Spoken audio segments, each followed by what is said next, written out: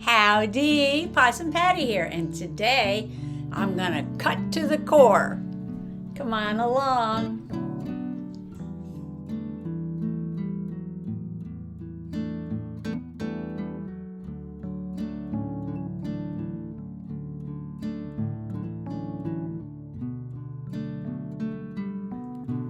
Well, remember when I went and picked those apples?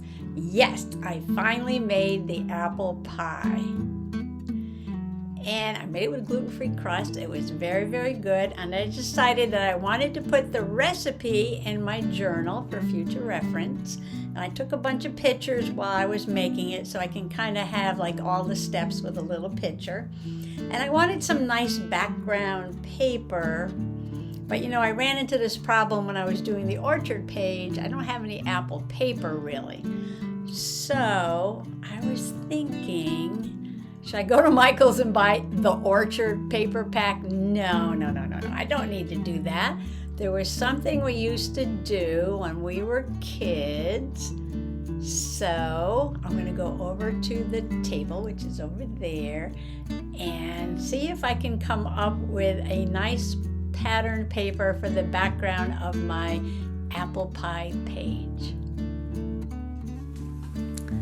So what I'm going to do is, well, first of all, make the page in my Hello Autumn journal. And it doesn't matter which page, it'll probably be one of the white ones though, because I'm going to be covering it up. Maybe right here. And I'm going to take some mixed media, Strathmore mixed media paper. This is 140 pounds or 300 grams. And it's vellum surface. This is a smooth one. So I'm probably going to, well, it looks like one sheet will cover 2 pages. I might do 2 sheets though, since I'm going to get out a great big mess of stuff. Might as well do 2 at once, right? So I'll do 2 sheets. I'm going to move my journal out of the way. And let's see. I printed out all these steps. Well, that was a mistake, but there's the apple pie. And then I printed out all the steps. So, some came out small, some came out bigger. Doesn't matter. I will cut these apart and somehow figure out what I'm going to do with them. Not important now. Right now we're going to work on the backgrounds right here. So what I'm actually going to do is print with an apple. I'm going to do apple printing. But before I do my apple printing, I want to do a background on these papers. Some kind of pattern in the background, and then I'm going to print the apples on top. And then I'll cut a couple sheets to fit into my journal. Now this is the box of tissues that we have in the bathroom. And I really like this. It looks like it's kind of simple to do. Basically paint a straight line and take the brush and go off and make leaves on the side. I know that doesn't look like an apple tree, but I like this design. So I'm going to use this as inspiration to do the background of the background paper. But what I need to get is, I think, some watercolors. I'm going to do the background of the background paper in watercolors, but the actual apple printing probably with acrylic, because once you slice open the apple, you can paint with watercolors, but the moisture from the apple kind of makes it appear a little different. Well, I can do one in watercolor and one in acrylic so you can see the difference, okay? So I'm going to go get my watercolors. Oh, this doesn't like to focus on white, so let's move that down there for right now. I need a paper to paint on. This is the paper I wanted to get a grungy background on for my grungy journal that I haven't made. These are my very fancy watercolor palettes. As you can see, spent a lot of money on these. And these are cheap paints that I bought on clearance. It was $1, but now it's 50 cents. Very expensive fine watercolors here. It was $1, now 50 cents. This looks like AC Moore clearance. I wanted a lighter green and a darker green. So that one is called Light Green Permanent, and this is Emerald, which is darker. I might put some of this light green in the background. Let's see, this needs something to focus on, so I'll put that there. Camera does not like plain white paper. And let's see, I need a big brush, watercolor brush. Where's my big watercolor brush? But I'm not finding anything today. And I guess I could use this one. This is a number 12 to just put some color in the background. Then I could use this one for the leaves. I got my water. And so the first thing I'm going to do, oh, there's gold in there. That's okay. We don't mind gold. Keep my hand here. My camera doesn't go berserk. It's just make a watery light green background. And this is mixed media paper, so it can take some wet. It's not watercolor paper, but it doesn't mind wet. So I'm just splashing this around. I don't know why I started this so late. If I don't finish, I'll come back tomorrow. Hope that's focusing now that I've got some color. Not much color though.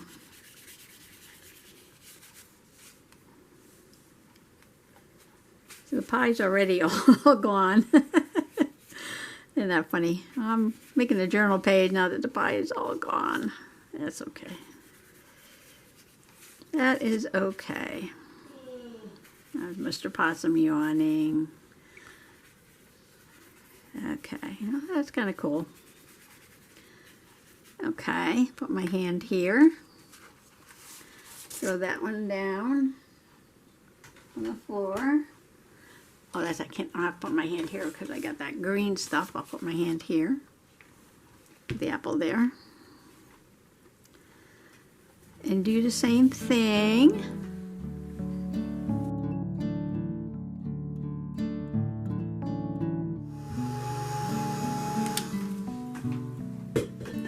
Okay, I've dried them off a little bit and I'm ready for my inspiration. If you need inspiration to paint something or draw something or sketch something or do a background page very simply, just look around the house. There you can find patterns in your fabrics, upholstery, rugs, tissue boxes, any place around the house. You can find inspiration. So I think what I'm going to do is first make the vertical stripes. I'm using the darker green, putting some water on there, getting it a little watery. Don't be afraid to use water when you're playing with your watercolors. Okay, now, this doesn't have to be perfect. All you're going to do is go up. That's pretty fat. I don't know if I want them that fat. But that's okay. I'll just make bigger leaves, I guess. Go up. I'm really bad about getting to the edge of the paper.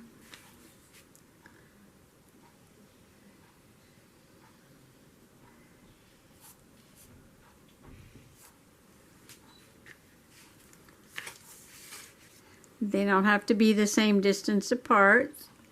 They don't have to be the same width. They could be darker at one side and lighter at the other.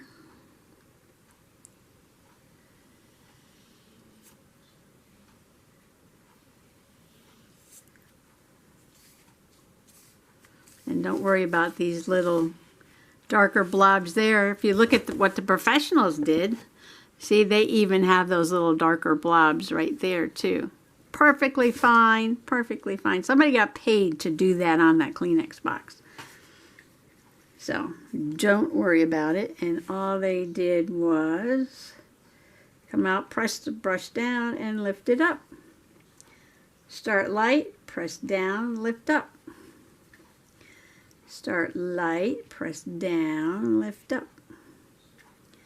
Light, down, up. Light, pressure, up. Light, pressure, up. I'm putting paint on the brush each time. They don't, oh, I guess I made those a little too big because now these are going to run into those, right? Okay, live and learn. Live and learn. Doesn't matter. These could be a little smaller, I guess. Or they can just run into there like that. I made them a little closer to the stem.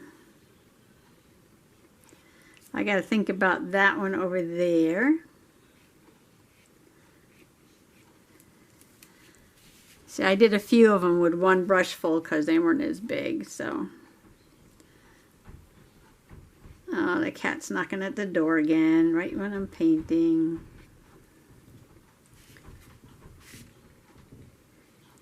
She sounds desperate to come in. I say this was my Painty shirt. I forgot. I had my new sweatshirt on. So I put my Painty shirt on.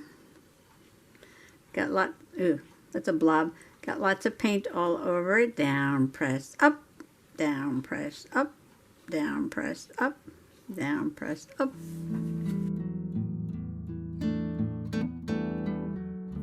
Okay, now I play a game with myself. And this is a critique, but not the kind of critique where you like beat yourself up and say, oh, I'm awful, I can't do this, this is terrible, everybody's going to think it's ugly. No, not that kind of critique. What this critique is I pretend now that somebody else painted this.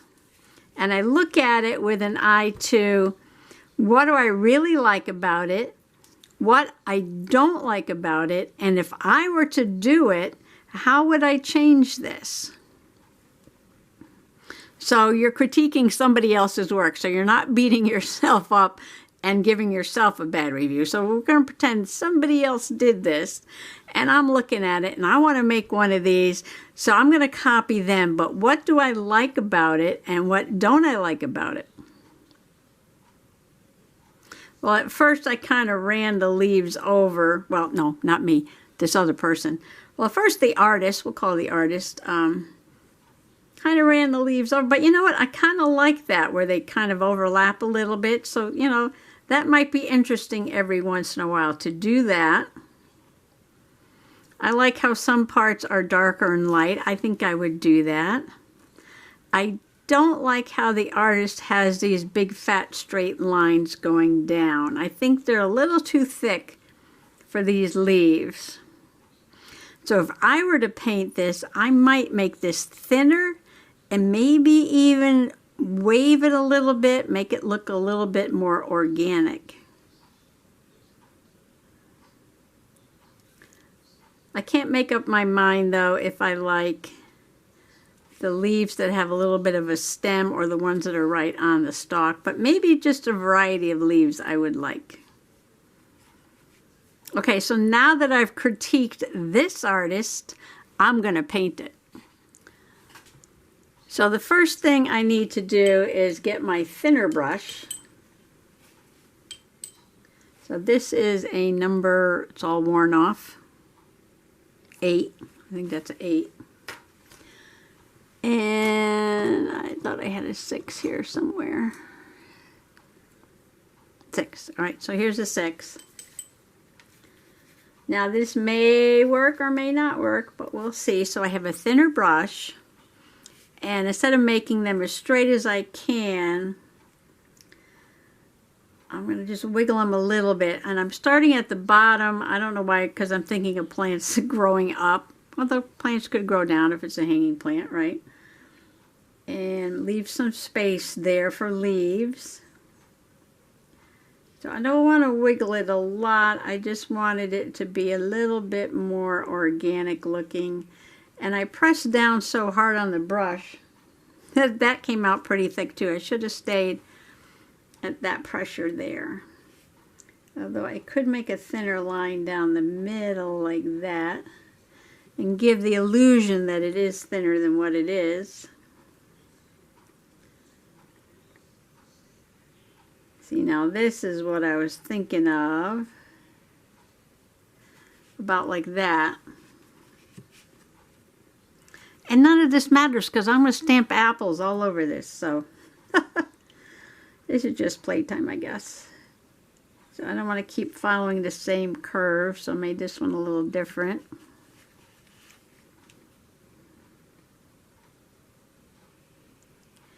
In and out, like that. Some more paint on the brush.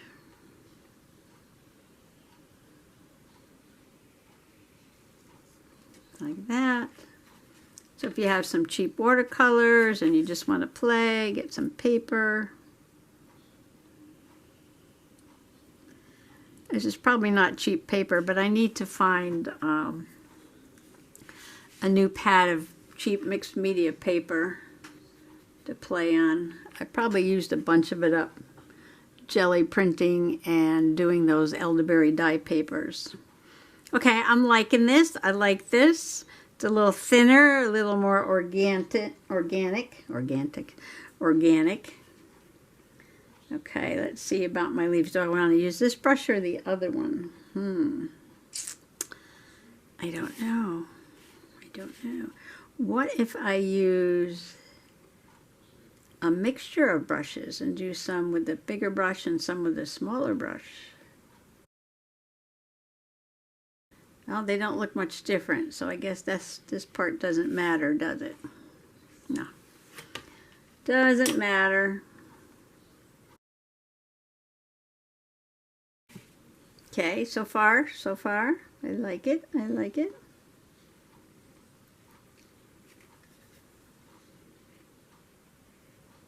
I don't want the leaves to be uniform. I want them to be, you know, some a little bigger, some a little smaller, not all exact same shape.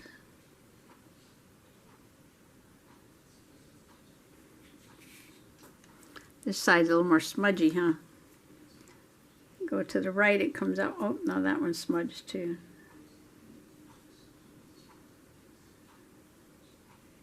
If you don't like those blobs, you can always go like that if you wanted to.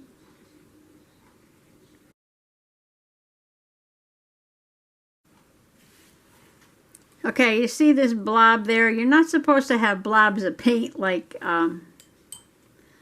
when you're doing acrylic paint or oil paint or something. You make sure you've got a lot of water on the palette. So you don't take the paint from the tube and paint with it like that. Although, you know, I know a few artists that do that. But for what I'm doing, you've got to mix it with water like that. But some artists do that. There's no wrong or right. No wrong or right. People will tell you, you can't do that.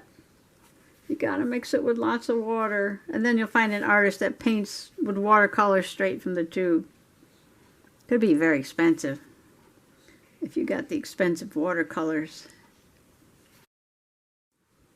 Oh, and you don't have to make the leaves with one press of the brush. You can always do, you know, 2 like that. 1, 2. You can make leaves any way you want to.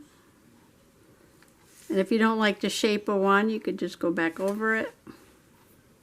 Or if it looks a little too light. Okay, now this looks like a kelp forest off the coast of California, right? Okay, I'm going to put this down to dry and go get the first one. Okay, warning, this video is not for children. This is an adult activity. I know children did it under supervision. I'm going to use a sharp tool. Now to cut the apple to print, you want to slice it right through the middle to get the star pattern.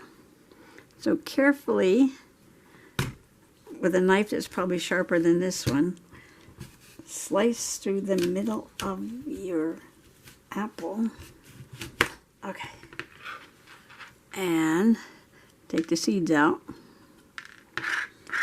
And there is your star. 1, 2, 3, 4, 5 points. This one of the points on this one is a little thin. Getting rid of the seeds here, but that's okay. Save those, Johnny Appleseed. You want to grow a apple orchard. Not the ones you cut in half. My brain is so full of useless information, I can tell you Johnny Appleseed's real name. And that was Jonathan Chapman. Okay, so now I have two things. Well, you know, it's important to get this as flat as you can because you want to print with it. And I didn't do that good of a job, did I? So you want to use a smooth edge knife and you want to get that as flat as you can. Alright, let me move this out of the way.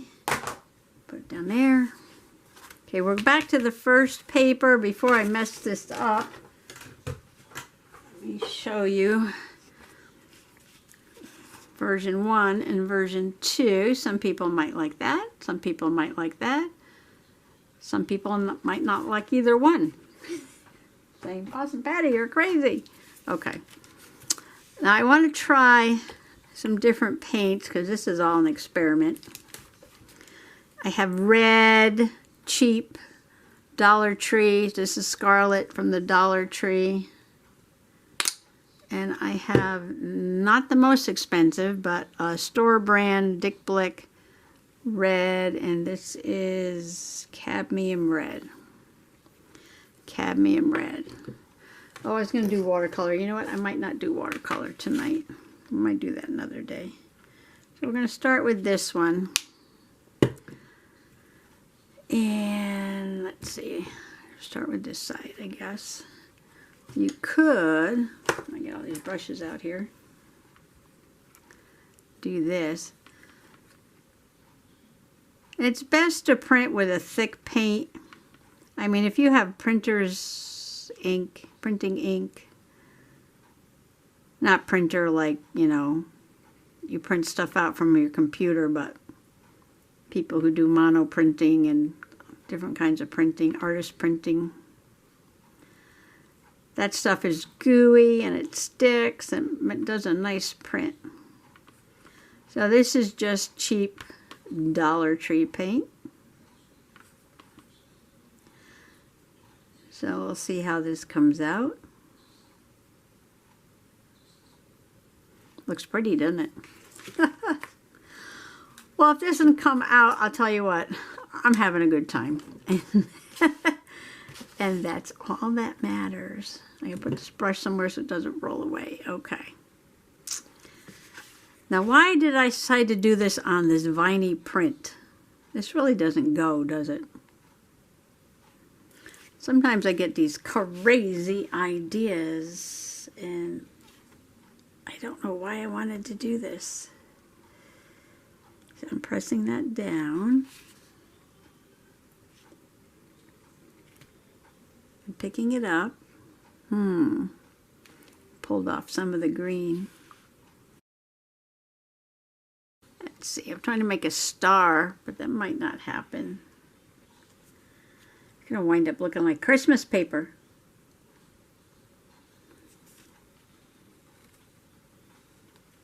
No, not happening.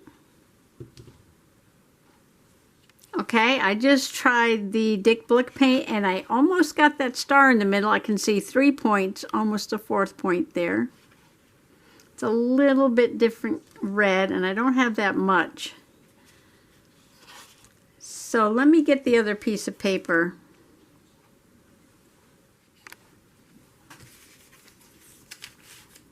Okay, now if the star doesn't come out, that's fine.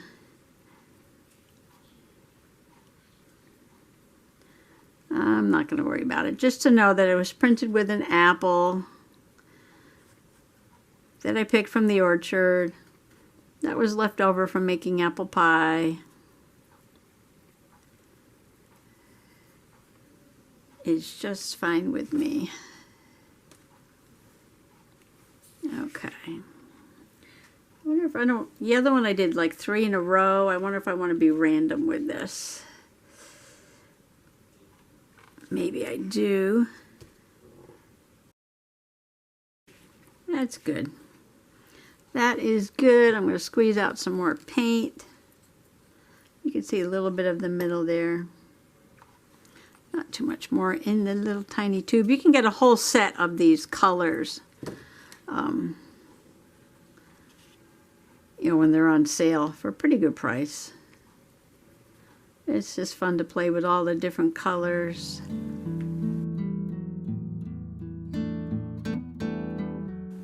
Ah, you see what I did there? It's because the paper, I can't press the apple down, but I can press the paper. So if I press the paper to the apple, I get more of the star. Of course, I can cheat here. Like that, if I wanted to. And now you see more of the star. Cheat, cheat, cheat. And put some more red on here. So I'm pressing the paper to the apple. So if the apple's not cut straight across, I can press it in and get it to go all the way across. Oh my gosh, look at that. Look at that, look at that. Just checking in with a progress report. I'm putting down each apple, turning the paper over and pressing in the middle so I can get a little bit more of that star pattern so that it looks like an apple. And then lifting it up. Get that little, now you don't want this perfect, you want it to be a little organic like that. Put a little more paint on it every time. I'm still using the Dick Blick Scarlet.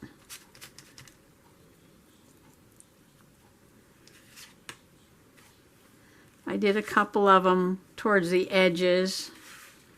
That always makes it a little more interesting to have some of them going off the edge. So I press it down, pick it up, and I press it down in the middle. Do not eat the apple when you are done.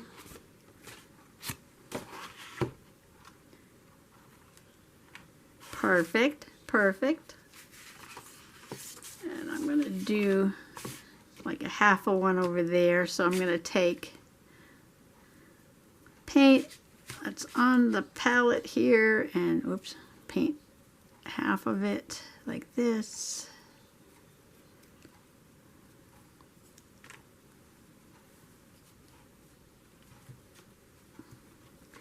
Pick it up, press it down. Voila. I like how it came out. Let's see how it looks when it's dry, which will be tomorrow. See, sometimes you want to get a little lighter. I kind of like it in spots where it is a little lighter.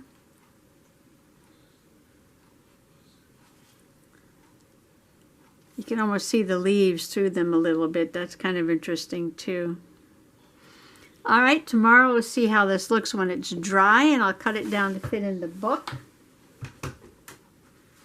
And I'm going to play some more with the Dollar Tree paints and do a few on this one. This paint's a little thinner, but maybe if we try this method of pressing it down like that. Oops, it slid. Gotta be careful not to slide it too much though. See, I slid it just a little too much and covered up part of my star. That's all right. Gonna do that again. The cat is going in and out, in and out. Let's just start another. Well, since I made that one darker, I'll make this one a little darker.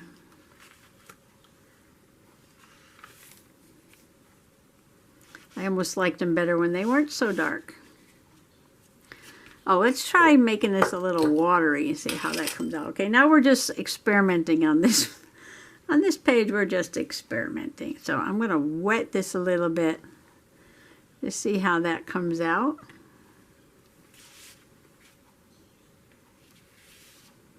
Going to go for a lighter imprint on this one.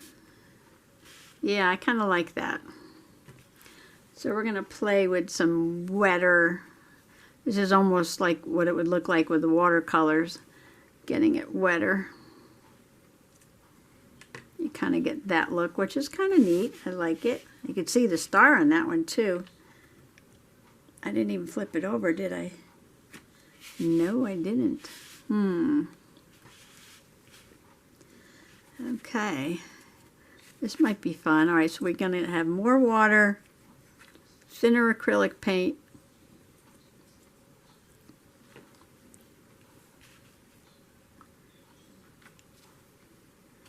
I could always trim that part off over there.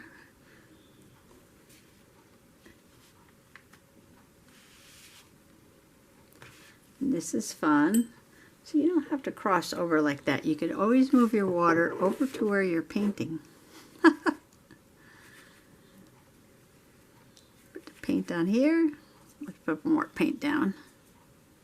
It's a little thin to begin with, as you can see on the palette. It's thinner than the Dick Blick, and I'm adding even more water.